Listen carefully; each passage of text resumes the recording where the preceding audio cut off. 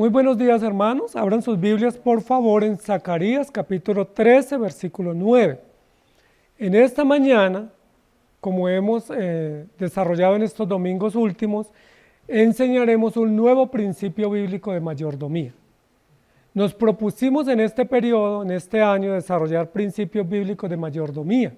Y ya llevamos 27, hoy es el número 28. Principios bíblicos generales, absolutos, que nos son útiles para entender cómo funciona la economía de Dios, que nos sirven para entender cómo funcionan los negocios de Dios y cómo Dios prospera lo que Él mismo ha determinado de acuerdo a sus principios. Cuando uno estudia economía secular o economía en una universidad o en un instituto, pues le enseñan sobre la inflación, sobre el Producto Interno Bruto, sobre los costos, ingresos, pasivos, activos y todas esas cosas que hacen parte de la economía normal. Nosotros hemos intentado ver esos aspectos a la luz de la Escritura, pero hemos ido más allá, ¿cierto? Y hemos procurado ver principios que no ven los economistas, como que Dios es el dueño de todo. ¿Sí? Hemos visto principios como que debemos que rendir adoración a Dios y eso es un principio de economía. Eso no lo ven en ningún instituto ni ninguna universidad. Nosotros no vamos a encontrar, por ejemplo, que hay que hacer mayordomía del cuerpo o mayordomía de las emociones. Eso no nos lo enseñan en economía, pero la Biblia nos lo enseña y debemos aprender esos principios. Hoy vamos a desarrollar un principio más, que es el principio de mayordomía de las pruebas. Posiblemente suene un poco contradictorio, diga, pero ¿de qué vamos a hablar? ¿Cómo así que mayordomía de las pruebas? Vamos a aprender que las pruebas son una providencia de Dios y como providencia de Dios se nos dan con un propósito, con una finalidad, se permiten con una intencionalidad y a nosotros como creyentes, receptor de esas pruebas o como sujetos probados o en probación debemos administrar bien esas pruebas que Dios nos da. ¿Cómo les parece el tema hoy? Interesante, ¿cierto? Hoy no vamos a hablar de dinero. No vamos a hablar de ahorro en el banco, no vamos a hablar de cómo hacer compras o inversiones, sino que vamos a hablar de cómo administrar las pruebas que Dios nos permite. Porque las pruebas son un pasivo que Dios permite en nuestra vida para que cumpla una finalidad dentro de la economía bíblica y dentro de la economía cristiana. No podemos ni ignorar las pruebas y decir nunca me van a llegar. Tampoco podemos quedarnos en las pruebas ahí sin poder superarlas, sino que tenemos que afrontarlas con sabiduría. Zacarías capítulo 13, versículo 9 dice, y meteré en el fuego a la tercera parte, y los fundiré como se funde la plata, y los probaré como se prueba el oro. Él invocará mi nombre y yo le oiré, y diré pueblo mío, y él dirá Jehová es mi Dios. Ese texto que estamos ya exponiendo aquí, que nos sirve de introducción, es un texto que claramente dice que Dios prueba a su pueblo. Si quieren, revísenlo nuevamente. Dice, yo los meteré en el fuego. ¿En el fuego de qué? De la prueba, ¿sí? De la probación. En el examen de la prueba, yo los meteré en el fuego y los fundiré como se funde la plata, y yo los probaré como se prueba el oro. Y cuando yo los esté probando, ustedes me dirán, Dios mío, y yo le responderé, pueblo mío. Qué interesante, ¿cierto? Qué texto más hermoso. Es un texto responsivo que nos permite reaccionar ante la prueba, pero la manera como debemos reaccionar ante la prueba es, Jehová es mi Dios, y Él dice, ustedes son mi pueblo. Y esa es una expresión que viene del Génesis. Desde el Génesis muchas veces Dios dijo, yo hago un pacto con ustedes, y en ese pacto yo me comprometo a ser su Dios y ustedes serán mi pueblo. Recuerden, esa es una promesa pactual que recorre toda la Escritura. Está en el Génesis, está en Deuteronomios, está en los Salmos, está en los libros proféticos y aparece aquí en Zacarías, hablando del tema de la prueba. Cuando estemos en la prueba vamos a recordar que Dios hizo un pacto y le diremos, tú eres mi Dios, y Él dirá, y ustedes son mi pueblo. Y ahí se pasa la prueba. ¿Me hago entender? El lema que tenemos en esta serie es, Cristo es el dueño de todo y yo su servidor. Y Él como dueño de todo nos va a permitir pruebas, porque Él es el dueño. Y Él como dueño, gran diseñador y perfecto proponente de todo el programa o de toda la historia de redención, permite pruebas en los creyentes y a nosotros nos corresponde solamente administrar las pruebas bien. Es decir, hacer una gerencia adecuada de las pruebas para que pasemos las pruebas. No sé si alguno de ustedes ha tenido la oportunidad de viajar en alta mar o de tomar un barco y viajar. Cuando uno toma un barco y va a emprender el viaje, ningún viajero, ningún tripulante de una embarcación tiene la tranquilidad de que su viaje va a ser seguro. ¿Sí? Todo tripulante, todo capitán de un barco, todo viajero tiene el temor de que va a tener que enfrentar oleaje, marea alta, de pronto tormentas, de pronto algún tipo de peligros en el viaje, y él se prepara, ¿cierto? Se prepara primero concientizándose de que puede haber peligros en el viaje, se prepara también usando su chaleco, antibala no, su chaleco para no naufragar, usando también de pronto un cinturón de seguridad si está en un asiento. ¿Por qué? Porque él sabe que en cualquier momento, en el momento menos esperado en el viaje, puede haber una fluctuación en la navegación, puede haber un altibajo, puede haber una tormenta, puede haber una crisis o puede haber un oleaje fuerte y puede naufragar, ¿cierto? ¿Estamos de acuerdo? Igual como cuando nosotros tomamos un vehículo, ninguno toma un vehículo y se sienta tranquilo y dice, esto es seguro. No, uno dice, yo tengo que estar preparado, tengo que estar despierto, me tengo que sentar bien, asegurarme el cinturón, estar preparado, porque en cualquier momento hay un peligro, porque estamos en un viaje, ¿sí? Sea aéreo, sea marítimo, sea terrestre. De igual manera, amados hermanos, ninguno de nosotros pudiera pensar que la vida es tan serena y tan plana que no hay altibajos. Todos sabemos que en la vida hay circunstancias, que muchas de esas circunstancias son difíciles. Ninguno de nosotros se prepara para vivir diciendo, pues aquí estoy tranquilo y no va a pasar nada. ¿Qué decimos todos? Puede haber situaciones difíciles, puede haber peligros, puede haber amenazas, puede haber riesgos, puede haber aflicción y tenemos que estar preparados.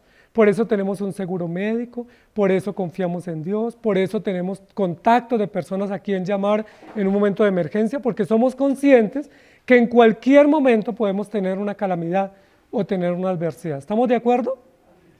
El tema de la prueba es un tema muy interesante.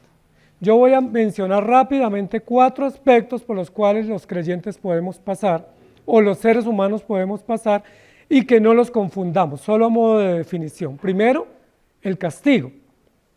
La Biblia habla de que Dios castiga, pero generalmente cuando la Biblia habla de castigo está en el contexto de juicio, es decir, Dios castiga a los incrédulos, a los malvados y a los necios que están en contra de la voluntad de Dios y que no reconocen a Dios como su Señor.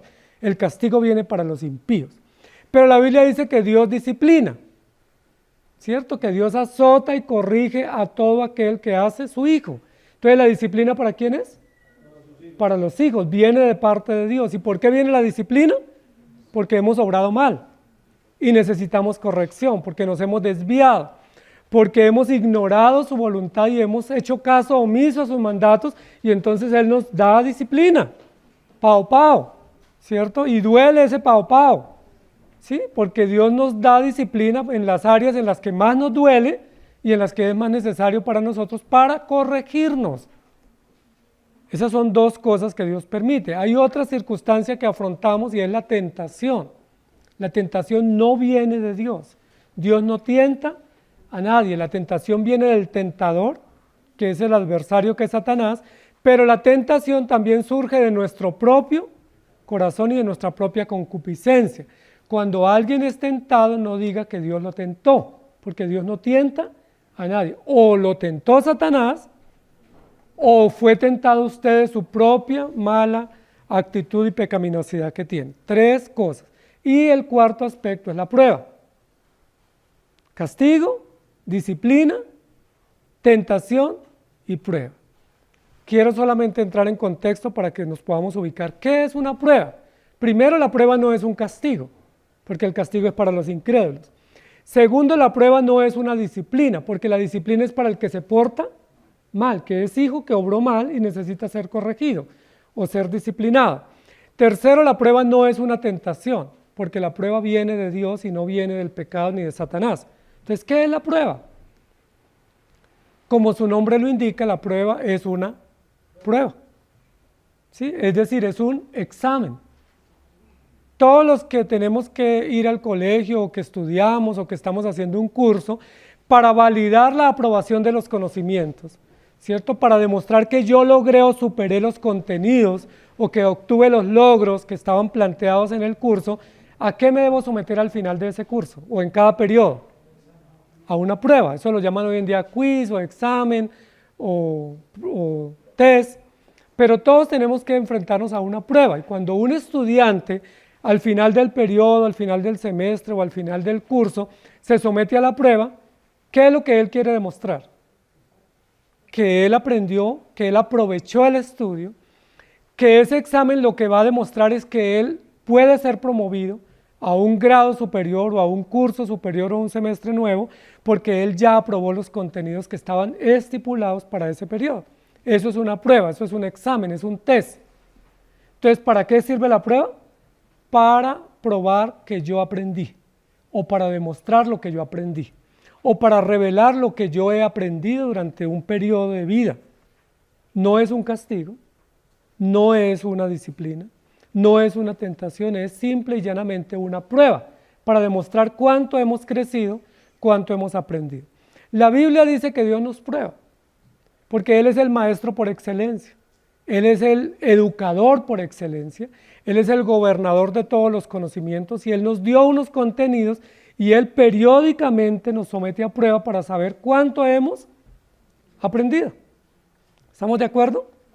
Ustedes están estudiando la palabra, estudiando el evangelio, todo el tiempo en sus casas y en la iglesia. Entonces es justo que Dios nos pase por prueba para que con frecuencia sepamos cuánto hemos crecido o cuánto nos hace falta para crecer. Recuerden que cuando uno pierde una prueba, pues tiene que volverla a hacer, ¿sí? En mi época lo llamaban habilitación. Uno habilita el curso o la materia y tiene que reprobar. Hoy en día también nos dicen tiene que repetir.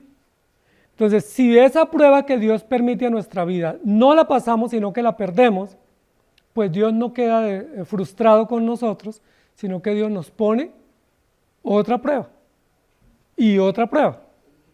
¿Hasta qué? Hasta que la superemos. ¿Estamos de acuerdo? Y eso es un acto de bondad de Dios. Eso es una providencia de Dios, es un bien de Dios que nos somete a prueba. Dios no prueba a los incrédulos, porque Dios no tiene ningún interés con los incrédulos, porque ellos son enemigos de Él. Dios, ¿a quién prueba? A sus hijos, a los que están matriculados en su escuela, a los que están matriculados en su facultad, Él los prueba con frecuencia para medir cómo van en su conocimiento, en su fe, en su firmeza, en sus virtudes, en su obediencia, en su dedicación, en su santidad. Dios nos somete a prueba. Entonces el título de hoy es Prueba, pueblo mío. Dios nos pone a prueba. No nos debemos estresar, como decimos hoy, ni angustiar cuando vengan las pruebas, sino que debemos estar felices. Porque miren que la prueba llega al final del periodo. Cuando los jóvenes están terminando el semestre, dicen, llegó la época de los exámenes.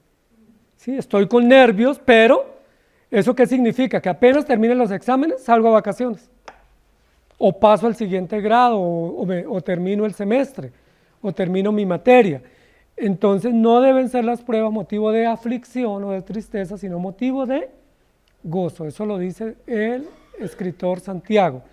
Amados hermanos, estén gozosos cuando pasen por diversas pruebas, porque eso significa que Dios está considerando que es el momento oportuno de probarnos para ver cuánto aprendimos. Otra cosa importante, Dios no nos prueba para Él saber si sabemos o no, porque Él ya sabe todo. ¿Para qué Él nos prueba? Para que nosotros sepamos, no para Él saber, porque Él sabe lo que va a suceder en la prueba, porque Él es Dios y tiene todo el conocimiento. Él nos prueba para que nosotros sepamos cuánto hemos crecido o cuánto nos falta. ¿Estamos de acuerdo?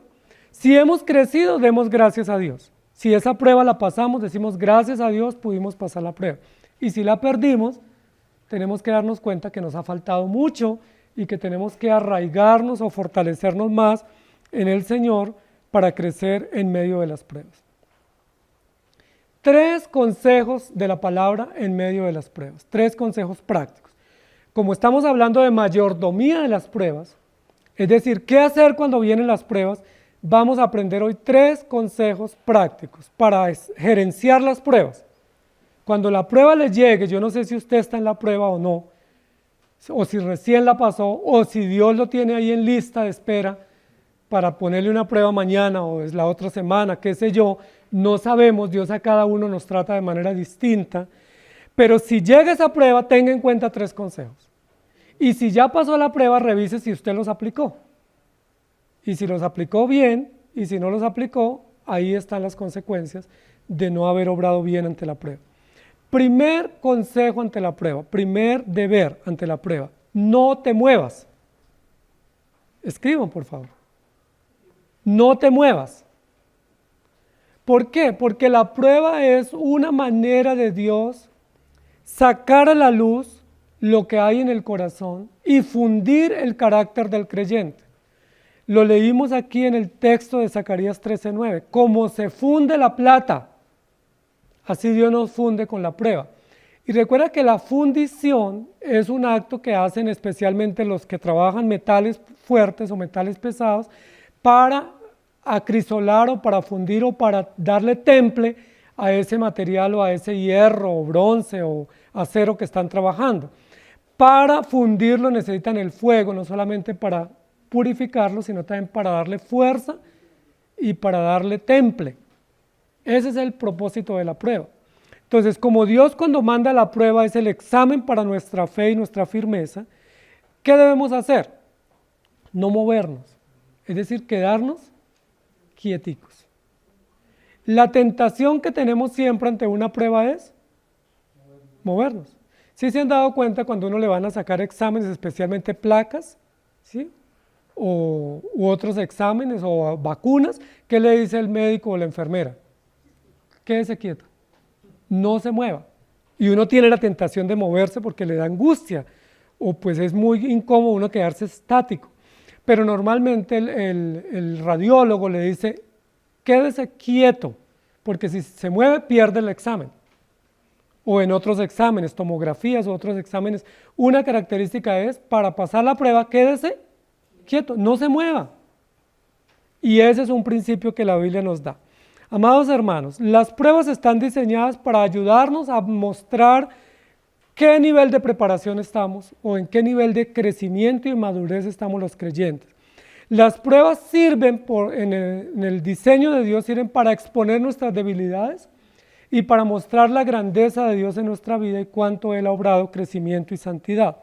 Las pruebas también sirven para mostrar en qué fundamento estamos o en qué estamos fundamentados, si estamos fundamentados en la verdad o no. Y las pruebas también sirven para madurar nuestra fe, para que la fe vaya siendo más madura, más sólida y que no seamos movidos, como dice la Escritura, de cualquier viento de doctrina. No debemos movernos. Yo voy a traer un ejemplo para ustedes que está en la Escritura, uso un ejemplo clásico de un hombre que fue probado, Job. Job fue probado y pasó por una prueba terrible. Ustedes la conocen, ¿cierto? De hecho, se volvió un refrán, como el santo Job. ¿Sí? Se volvió refrán, hablando de su paciencia, hablando de su perseverancia, hablando de su estabilidad, quedándose quieto. La Biblia dice que él sufrió unas calamidades repentinas. No fue un castigo, no fue una disciplina, tampoco fue una tentación. Lo de Job fue una prueba grande. Ahora, ¿por qué Dios permite semejante prueba para Job? Porque Dios sabía que Job podía afrontar una prueba de esa magnitud. Y era una prueba muy grande. Recuerden que perdió su familia, perdió sus riquezas, perdió todas sus posesiones, perdió su salud, y hasta su esposa le dice, maldice a Dios y muerte. Pero ¿qué hizo Job en ese periodo de prueba? Se quedó quieto, no se movió. Allí llegaron sus amigos y lo visitaron por meses, pero él se quedó quieto en ese tiempo de la prueba. Hubo momentos de incertidumbre para él. donde él tenía preguntas genuinas, donde hizo reclamos genuinos, donde pasó aflicción genuina y confrontación genuina, pero ¿qué caracterizó el momento de prueba en la vida de Job? Que se quedó quieto, no se movió. ¿Qué quiero decir yo? Cuando nosotros tenemos pruebas, tenemos la tentación a movernos, es decir, a buscar salidas, a buscar opciones, a buscar recursos. Y si yo estoy pasando por una prueba y me muevo, lo más probable es que pierda la prueba. Por ejemplo, voy a poner un caso. Tenemos una crisis económica. Estamos pasando como familia o como personas una crisis económica. ¿Cuál es la tentación normal en esa crisis? Buscar quien me preste. Y si alguien me presta, yo les pregunto, ¿se solucionó el problema o se acrecentó? Claro, porque ya no solo tengo una crisis que estoy afrontando como familia, sino que además de eso tengo un acreedor que me está llamando a cobrarme. Tengo una deuda más. Fíjate que ya yo no solucioné el problema metiéndome en una deuda, sino que crecía el problema porque ya tengo una deuda más. ¿Sí? Y si a esa deuda le sumo otra, ¿qué debía haber hecho en ese tiempo de prueba económica? Quedarme quieto. Quedarme quieto, evaluar, considerar, pedir a Dios que me dé sabiduría. ¿Qué hacer? ¿Cómo afrontar esta prueba? Y con esos recursos posiblemente reducidos que tengo, afrontar la prueba. Como la viuda, ¿recuerdan? La viuda dice, tengo un poco de harina y un poco de aceite y los voy a preparar y me dejo morir de hambre. Pero ella no dijo, voy a sacar prestado, ya tenía empeñados sus hijos. Y si sacaba más prestado, ¿qué iba a pasar? ¿Sí? Hay familias que tienen crisis familiares o parejas que tienen problemas de pareja, pero a veces lo que hacen las parejas cuando tienen problemas es ir a buscar consejos inadecuados en personas inoportunas. Entonces, ¿qué hace el señor cuando está en problema con la esposa? Le pide consejo a la secretaria. Ya ustedes se rieron porque saben que él, en lugar de quedarse quieto y afrontar ese problema de crisis familiar, haciendo lo correcto, que es orar, esperar, confiar en el Señor, va y le pide consejo a la secretaria o consejo a la vecina. ¿Sí? ¿Y qué le va a decir la vecina? ¿O qué le va a decir la secretaria? ¿El problema se solucionó? Se empeoró. Porque en lugar de quedarse quieto esperando el tiempo y la voluntad de Dios, en lugar de refugiarse en el Señor, él lo que hizo fue abrir una puerta para pecar, o para ser tentado, o para ser seducido.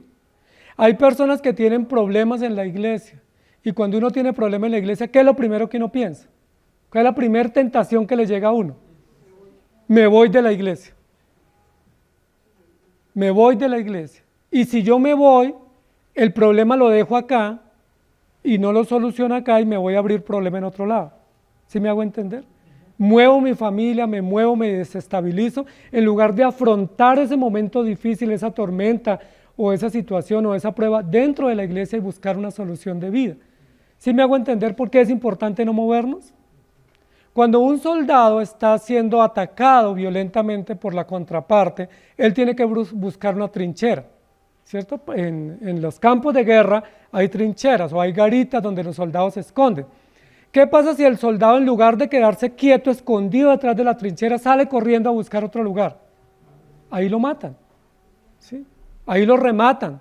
Él lo que tiene que hacer es agacharse y refugiarse detrás de la trinchera y quedarse ahí quieto el tiempo necesario mientras cesa el combate o mientras pasa la fuerza del combate para él poder sobrevivir.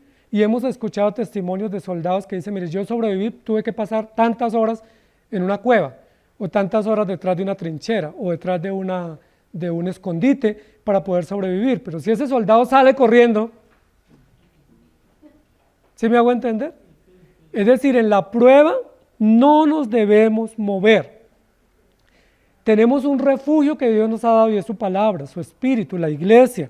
Refugiémonos allí, arrunchémonos en ese refugio y no nos movamos. Pasemos la prueba. Por difícil que sea, Dios nos va a dar la salida para afrontarla, pero no nos movamos. Hay creyentes que piensan que cuando viene la prueba lo mejor que pueden hacer es no congregarse. Error terrible. ¿Por qué separarse de ese refugio? Si yo tengo pruebas, difíciles o no, comprensibles o no, lo que no debo dejar es de congregarme, porque el congregarme es la manera de estar refugiado en Dios y de no moverme, ¿de qué? De la oración, no moverme de la palabra y no moverme de la comunión de los creyentes. Entonces, ese consejo, aunque suene muy sencillo, es muy básico y muy seguro para nosotros estarnos firmes en el Señor. ¿Tenemos problemas económicos? No nos movamos a buscar soluciones. Confiemos en Dios y miremos con lo que tenemos, cómo afrontamos esa prueba. ¿Tenemos problemas familiares? No busquemos consejo en gente que no nos sabe dar consejos sabios, sino busquemos consejo en la palabra y afrontemos el problema. ¿Tenemos problemas en la iglesia? No nos movamos de la iglesia, afrontemos ese problema y asumámoslo con altura y no dejemos de hacer lo que Dios nos ha ordenado. Primer consejo ante las pruebas, no te muevas. No te muevas. El error que cometen muchos creyentes, y por eso algunos viven de iglesia en iglesia, es porque cada vez que tienen un problema saltan de iglesia. Y apenas llega el otro problema, ¿ya qué hacen? Saltan de iglesia. Y uno conoce personas que uno dice, ¿y ahora qué iglesia van a ir? Se quedaron sin iglesia, porque ya visitaron las iglesias todas y no encontraron una buena iglesia. Les hace falta entender y obedecer este principio. Debemos estar donde Dios nos ha puesto y no movernos, porque ese es un principio bíblico. Leamos algunos textos. Segunda de Crónicas 32, 31. Mas en lo referente a los mensajeros de los príncipes de Babilonia, que enviaron a él para saber del prodigio que había acontecido en el país, Dios lo dejó para probarle, subrayen eso, para hacer conocer todo lo que estaba en su corazón. Está hablando de cómo Dios probó a Ezequías. Dios permitió que esos mensajeros de Babilonia fueran y los dejó que entraran y los dejó que conocieran las riquezas del palacio. ¿Por qué? Porque Dios quería probar a Ezequías para saber qué había en su corazón. Deuteronomios 8:2. Y te acordarás de todo el camino por donde te ha traído Jehová tu Dios estos 40 años en el desierto para afligirte, para probarte, para saber lo que había en tu corazón, si habías de guardar o no sus mandamientos.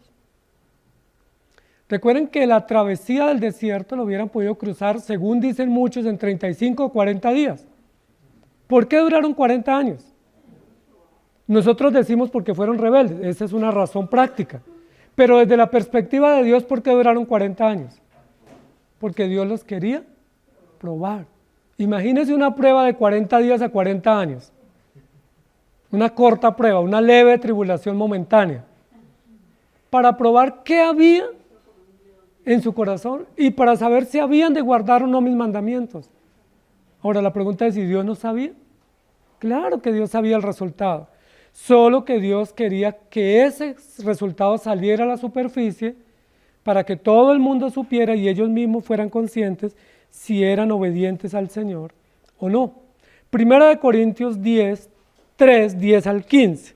Conforme a la gracia de Dios que me ha sido dada, yo como perito arquitecto puse el fundamento y otro edifica encima. Pero cada uno mire cómo sobreedifica.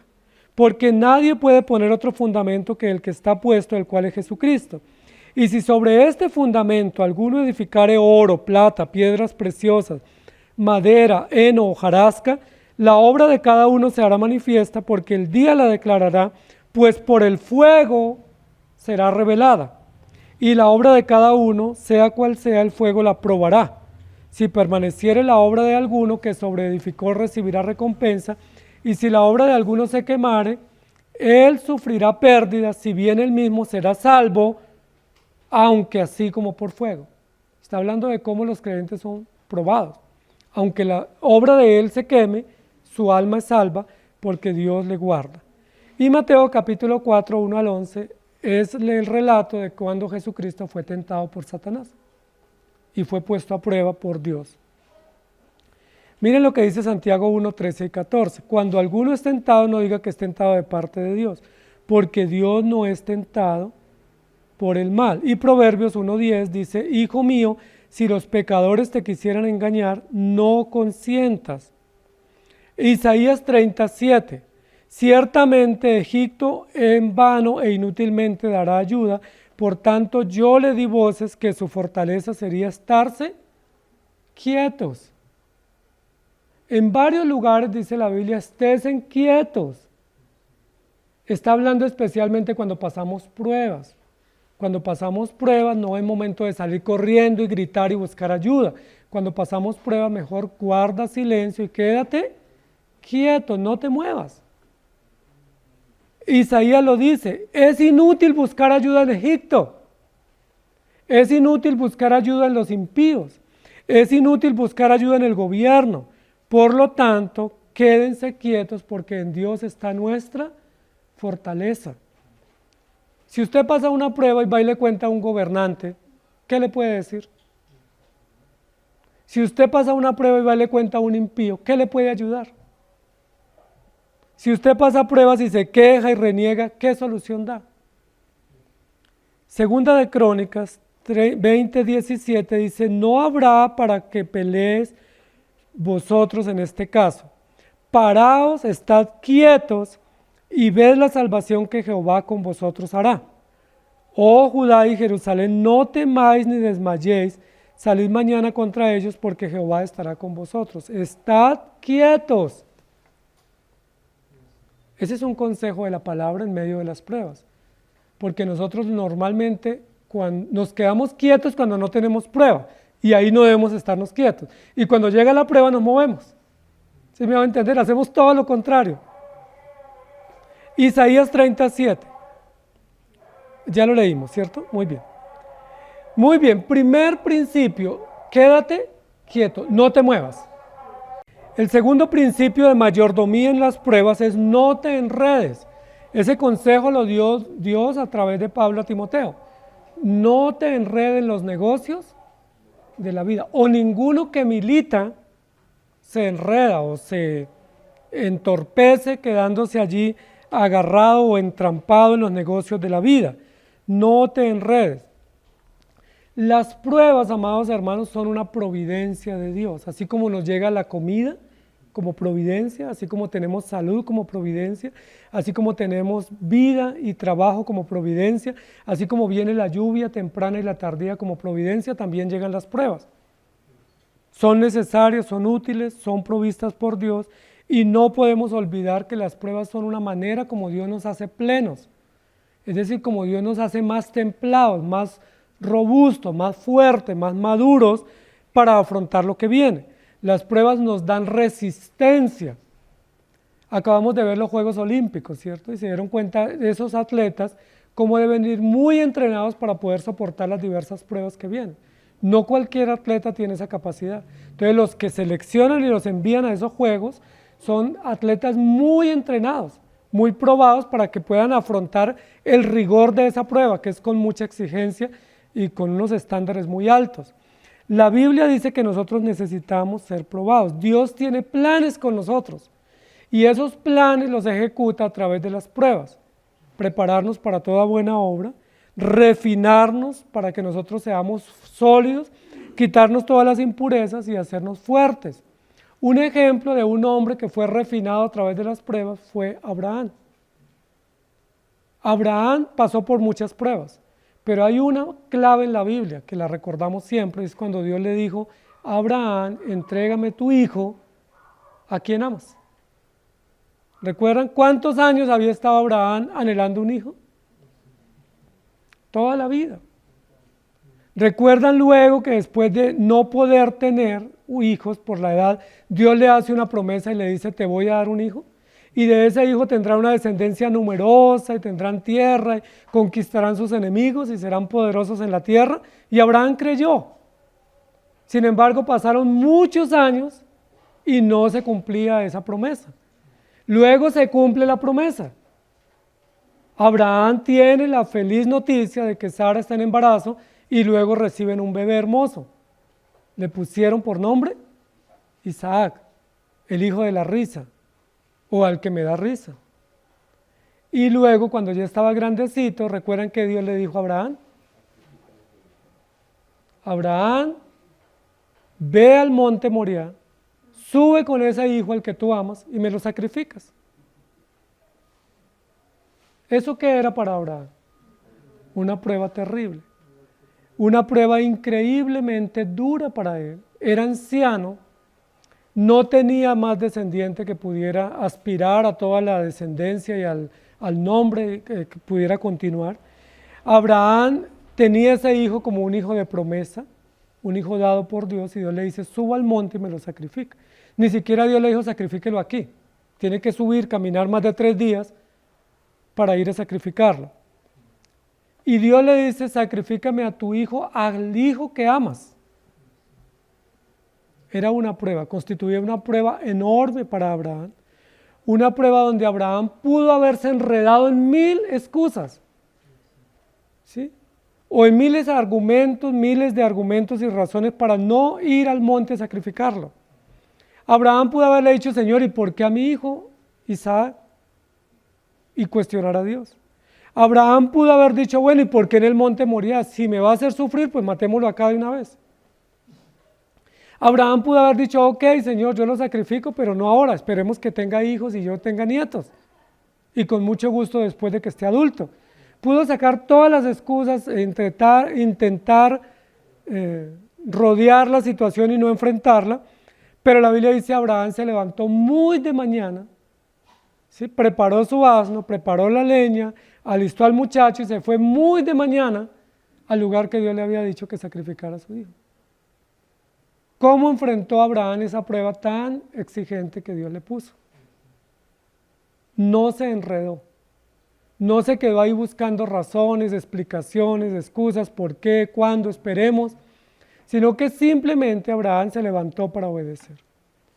Yo no sé qué sintió y qué pensó Abraham durante todos esos largos días. Posiblemente fueron los días más largos que Abraham enfrentó en toda su vida, caminando, pero le parecieron quizás eternos, diciendo tengo que matar a mi hijo, tengo que deshacerme de mi hijo, ¿qué va a pasar? ¿Cómo Dios va a cumplir sus promesas? Abraham no se quedó allí, sino que simplemente esperó que Dios es fiel, y lo dice el libro de Hebreos. No negó a su propio hijo porque sabe que Dios es fiel y que aún es capaz de levantar descendencia de entre los muertos. Pero Abraham se levantó. Pudo haberse quedado allí. Pudo haber renegado, pudo haber desistido, pudo haber buscado excusas como nosotros solemos hacer, pero no se quedó en excusas. Pudo haberse llenado de ansiedad, de angustia, de depresión, de rabia. Pero la Biblia no registra que sucedió eso. Por el contrario, Abraham se levantó y fue pronto para obedecer al Señor. Abraham nos da testimonio, amados hermanos, que en medio de esa situación tan grave, de esa prueba tan difícil, no se enredó, ni con excusas, ni con preguntas, ni con justificaciones, ni con reclamos, sino que rápidamente dijo, pues si vino la prueba, pasémosla rápido. ¿Sí? Afrontémosla con valor, con fe, y la Biblia dice que fue llamado un hombre de fe porque le creyó a Dios. No solo le creyó a Dios que le iba a dar una descendencia, sino que le creyó a Dios que debía sacrificar a su hijo y que Dios iba a responder por las promesas posteriores a la muerte o al sacrificio de su hijo. La pregunta es, ¿cuánto o qué hacemos nosotros cuando vienen las pruebas? ¿En qué nos enredamos? Muchas veces nos enredamos en negocios ilícitos, en amistades ilícitas, en excusas que no debieran venir al caso. Muchas veces nos enredamos en justificaciones que en lugar de ayudarnos a avanzar hacia el cumplimiento de la prueba, lo que nos hacen es retroceder. ¿Sí? Muchas veces debiéramos ya haber superado la prueba, pero todavía estamos ahí. ¿Qué fue lo que pasó con el pueblo de Israel en el desierto? Dios les puso una prueba para ver qué había en el corazón. ¿Qué debieron ellos haber hecho en el desierto? Pues entender que era una prueba, asumir esa responsabilidad, no enredarse en sus rebeldías y sus excusas y murmuraciones, y la prueba posiblemente hubiera pasado más rápido. ¿Pero por qué esa prueba fue tan extensa? Porque ellos cada vez se enredaban en excusas, en justificaciones. ¿Se acuerdan qué pensaron ellos? Devolverse, nombrar un capitán para devolverse en Egipto. ¿Se acuerdan que en lugar de recibir el maná con alegría todos los días se quejaban y erutaban era a puerros y a carnes en Egipto? O sea, no estaban nunca agradecidos, nunca estaban satisfechos. ¿Se acuerdan que en lugar de aceptar que Moisés era el líder provisto por Dios, murmuraban de él todo el tiempo? Que en lugar de aceptar las normas que Dios les daba, todo el tiempo reclamaban y decían, pero ¿y por qué esas normas tan pesadas? ¿Por qué ese pan tan liviano? ¿Por qué Moisés siempre al frente de nosotros? ¿Sí recuerdan?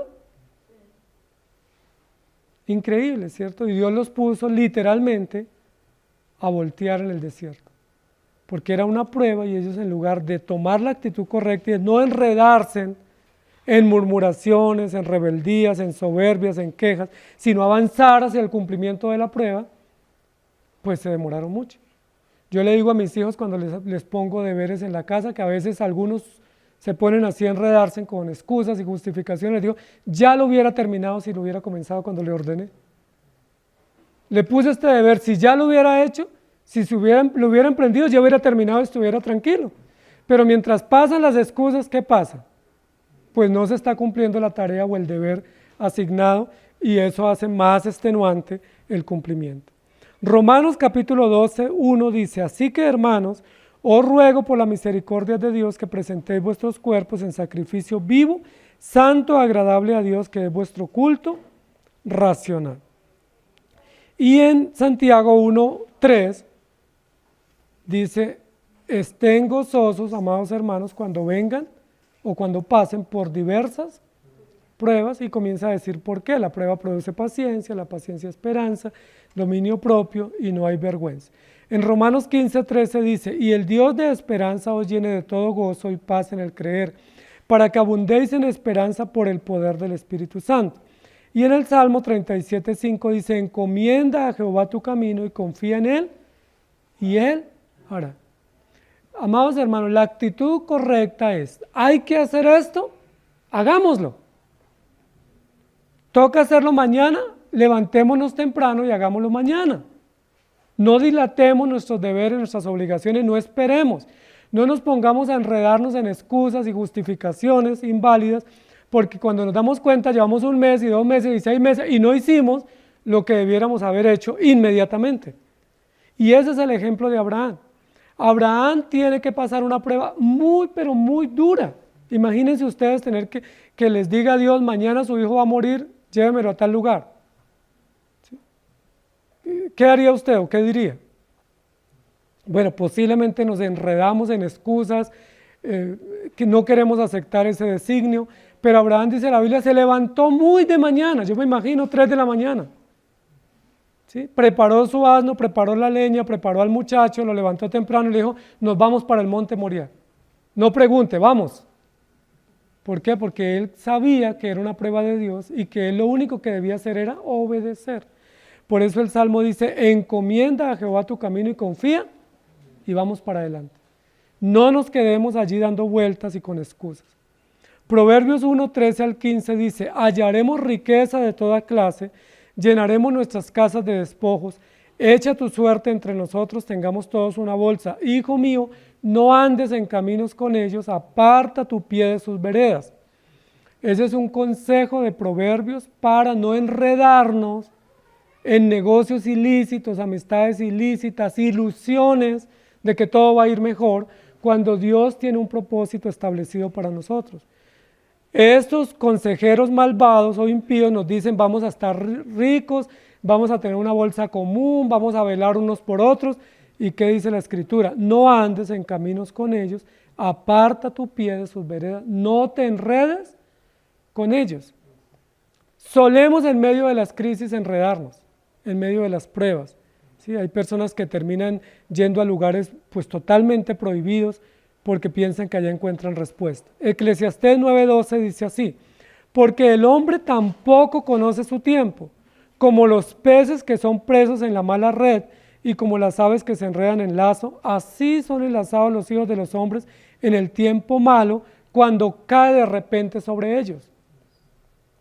Cuando viene esa prueba de repente, que para mí es como una circunstancia adversa, un tiempo malo, dice la Biblia, como yo no sé qué va a pasar mañana, yo no conozco el futuro, lo más normal que hacen los hombres es enredarse en cosas ilícitas. ¿Sí? Entonces sabemos que hay personas que terminan yendo a los brujos, yendo al tarot, pagando dinero por cosas no necesarias, buscando salir en negocios ilícitos o desviándose totalmente porque dicen ya no hay salida, cuando la Biblia dice encomienda a Jehová tu camino y confía y Él hará. Quédese quieto, no se enrede. ¿Sí? Confía en Dios. Confía en Dios. Proverbios 7, 4 y 5 dice, di a la sabiduría tú eres mi hermana, y a la inteligencia llama parienta, para que te guarden de la mujer ajena y de la extraña que ablanda sus palabras. Sigue hablando de no enredarnos en amistades, relaciones o contactos que no son permitidos. Primera de Pedro 5, 7. Echando toda vuestra ansiedad sobre Él, porque Él tiene cuidado de vosotros. ¿Están pasando pruebas, amados hermanos? No corran, quédense quietos, pero no se enreden. ¿Sí? No se enreden.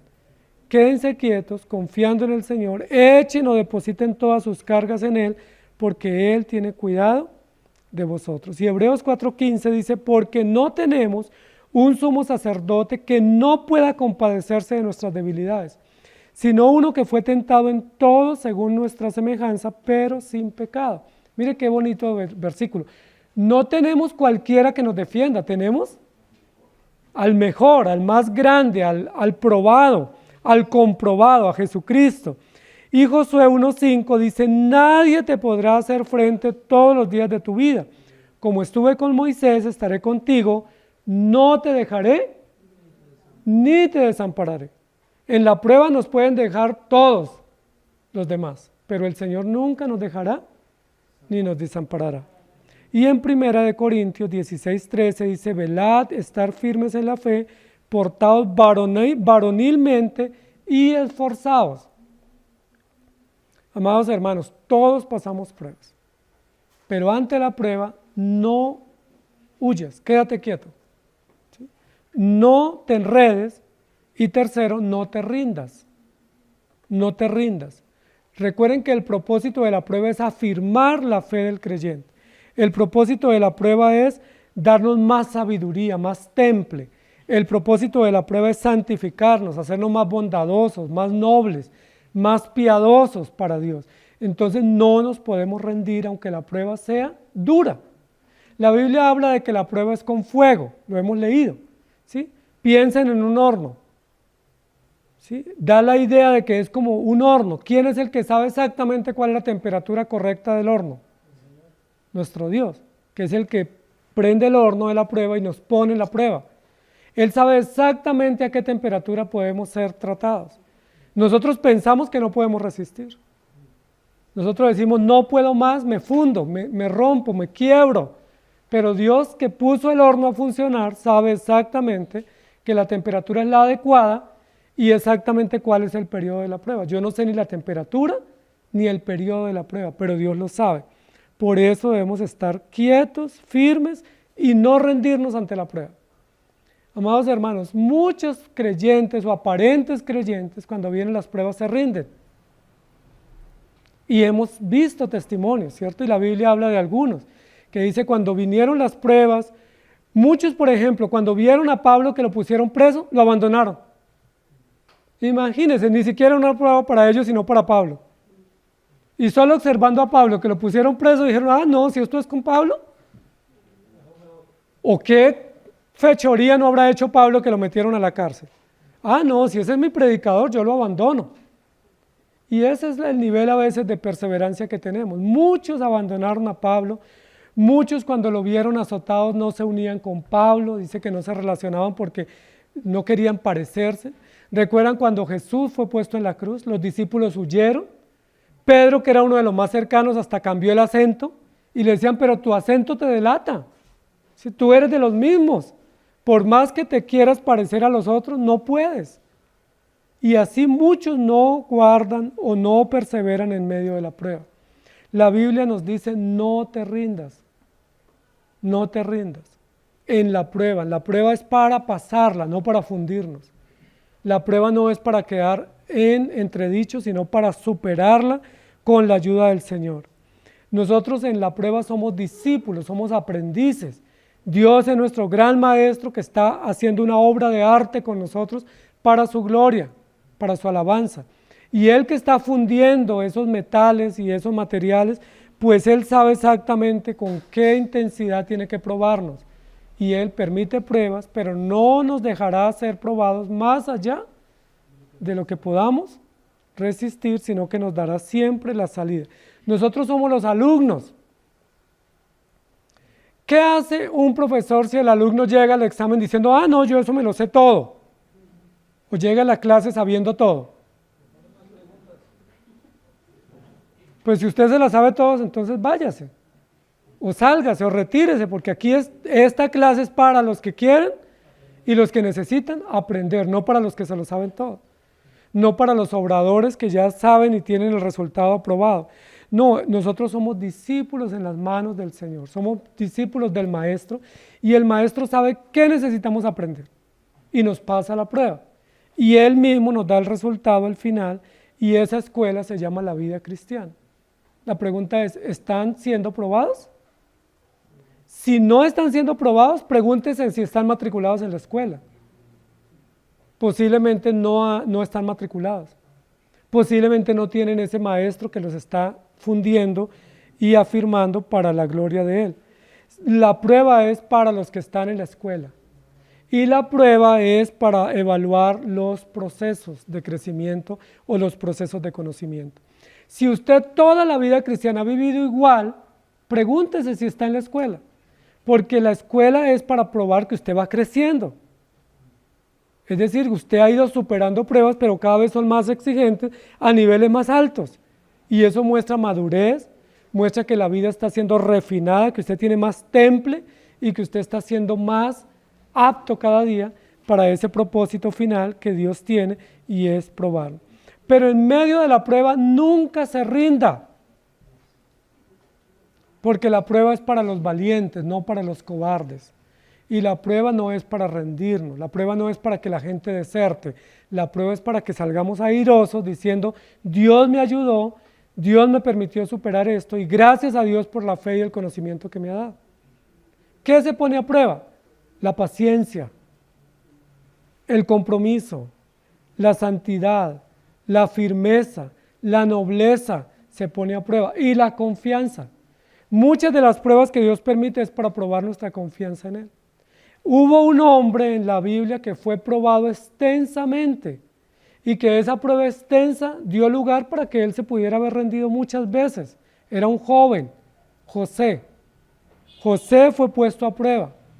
Sí, recuerden que sus hermanos le tenían envidia, fue vendido, fue puesto en la cárcel injustamente, fue maltratado, fue tenido en el exterior de manera injusta, fue separado tempranamente de su familia y de su país y su cultura, puesto a prueba. No solamente por sus hermanos, no solamente por Potifar, sino también por el rey, por el faraón. Pero en medio de la prueba que hizo José, en esa prueba extensa, ¿recuerdan al final qué dice José? Ustedes pensaron mal contra mí, pero todo eso Dios lo usó para bien y para preparar el camino para salvarle la vida a ustedes mismos. Y dice la Biblia que entre más José afrontaba circunstancias adversas, difíciles de probación, Dios estaba con él.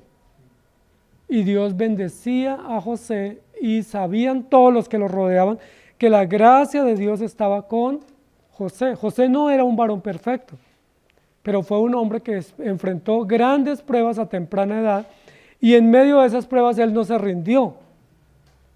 Él se pudo haber rendido, ¿o no? Él pudo haber dicho, yo ya no creo más en ese Dios hebreo, no sirve para nada. Él pudo haber cogido un cuchillo y quitarse la vida, porque estaba injustamente tratado, vendido como una mercancía, tratado como un criminal cuando no lo era. Pero José no lo hizo, gracias a Dios no cayó en depresión, no cayó en ansiedad, no renegó contra Dios, no pensó abandonar a Dios. Cuando tuvo la oportunidad de ayudar a sus hermanos, él lo hizo, los ayudó, les hizo reclamo, pero los ayudó.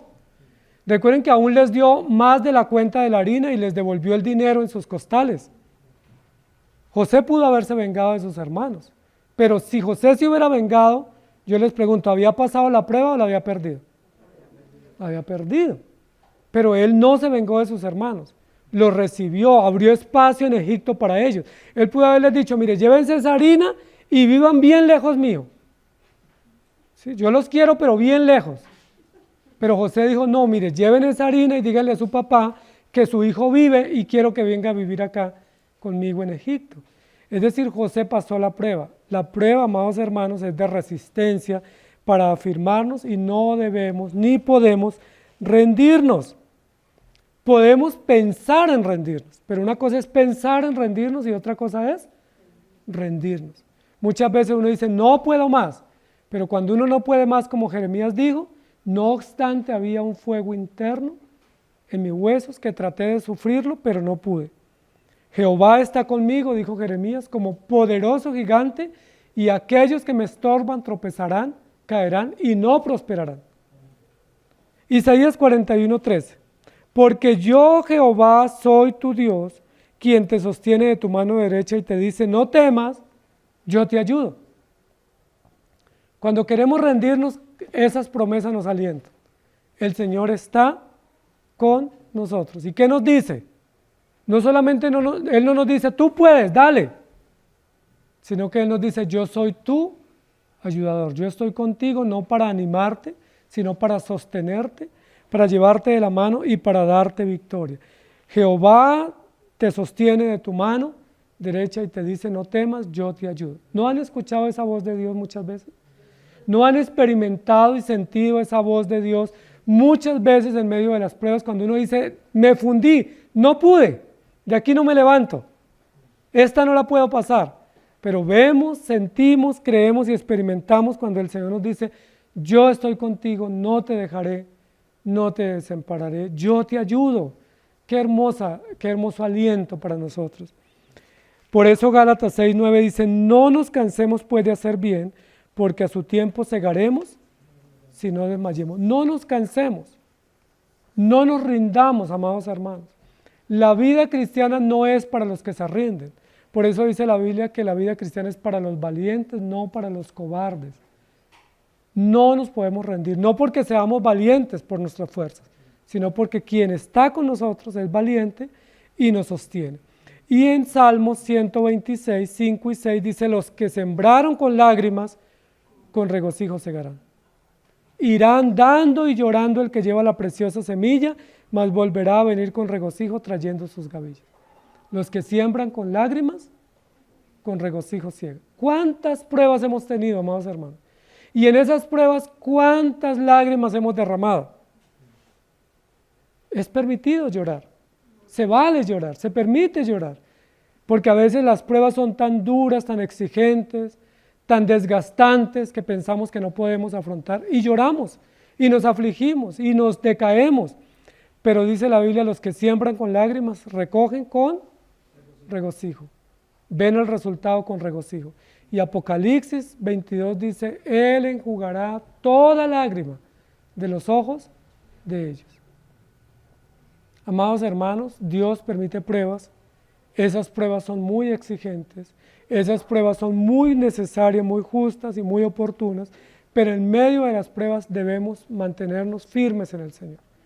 En medio de las pruebas no nos movamos, no nos enloquezcamos buscando qué hacer, quedémonos quietos, esperemos el resultado, esperemos a nuestro Señor que determine cuándo se cierra esa prueba y si pasamos esa prueba preparémonos para la siguiente.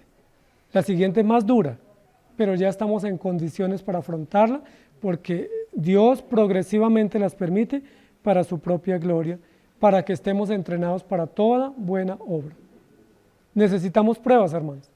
¿Para qué? Para que se midan nuestros niveles de compromiso, de santidad, de fidelidad, de firmeza, de piedad y para que logremos aprobar las asignaturas que Dios ha puesto, que aprobemos para su gloria todo. Amén. Cuando Dios nos prueba, ¿recuerdan qué dice Zacarías? Nosotros decimos, Señor mío, y Él dice, pueblo mío. Que el Señor nos ayude. Amado Señor, te damos gracias porque las pruebas son tan necesarias en la vida nuestra. Son tan útiles, nos hacen tanto bien.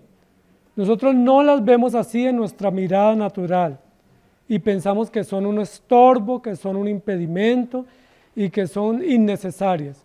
Pero las pruebas son tan útiles, tú las provees para que crezcamos, para que seamos forjados, para que la paciencia y la madurez y la solidez sea cada día mayor y para entrenarnos para toda buena obra, para darnos resistencia, para tonificarnos para lo que viene.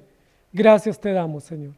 Gracias porque a través de esas pruebas nos haces más resistentes, nos tonificas, nos das más condiciones físicas, emocionales y espirituales para vivir, para entender las dinámicas de cómo tú obras y para prepararnos para toda buena obra.